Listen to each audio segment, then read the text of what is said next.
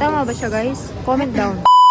Hey Team Shas, we are now down to our part 5. And this time, sana napanood nyo na yung part 1 to 4. Nandyan na yan, be. Please naman, panoodin nyo naman. Pero kahit hindi nyo panoorin, okay din naman. Sa akin kasi, gustong-gusto ko talagang kinocompile tong mga ganitong happenings. Kasi alam nyo yun, tumatanda tayo and gusto natin yung memories maglas. Meron tayong mababalikan. So here's my kaartehan. Ano ba yan? At dahil pumunta nga tayo dito sa Causeway Bay para kumain sa Yakiniku at mag-shopping, simulan na natin ang laban ng gastusan.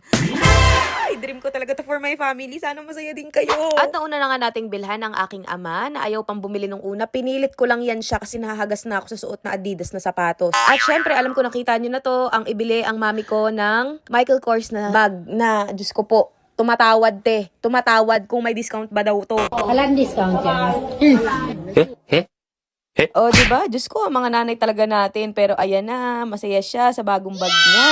Okay, may nabili na tayo sa nanay at tatay natin. At kahit ilang beses ko sinabi na bumili pa kami, ayaw na nila, peperahin na lang daw. Diyos ko po. Dito naman nabili din kami sa H&M, guys, ang suotin namin sa New Year. Itong suot namin na pula na to, dyan namin binili. And si Ali namili din ng Very Light. And namili din yung mga kapatid ko. So go, laban. Lahat tayo uuwing masaya. After nyo, nag-grocery nga kami ng mga snacks na kakainin namin sa hotel. Kasi magutumin kami. Ay, kita naman, di ba? So yun, nakakatuwa lang din dito sa Hong Kong kasi meron silang ganito. And alam nyo ba, dream ko talaga tong ganitong nag-ano ko, ay cashier ganyan. Kasi, di ba parang ang satisfying niyang gawin yung toot, yung ganon. Tama ba siya, guys? Comment down.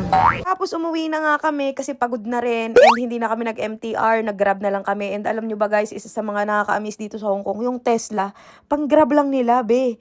Ano ba mga tama nyo? Tesla to, be. O sige na nga, itutur ko kayo ng konti dito sa hotel.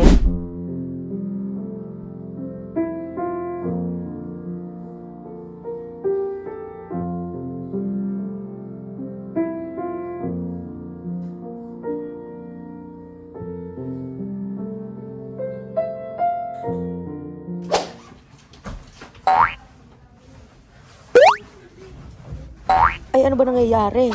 Diyos ko, like and comment for part 6.